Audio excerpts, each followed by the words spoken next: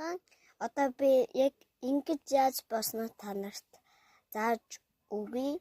Эхлээд эрдэнээр ингэж таны ихэд ч хуваагдсан бит болно шүү дээ, тийм үү? Тэг би нэгийг заагаад өгч угаасаа нэг маань сул байна.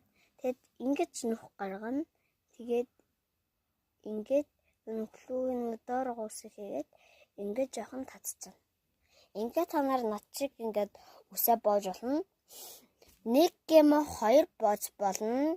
Хоёр дахь болтыг би та нарт дараа нь харуулна.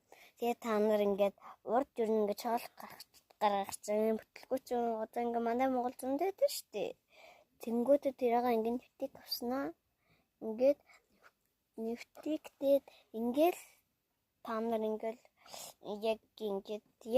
яг ингэж боно гэсэн. Миний үгийг сайн сонсож бас миний бичлэгийг үздэг та нарт үнэхээр их баярлалаа шүү. Харин одоо бичлэг дуусч байгаа болохоор лайк сабаа дараарай.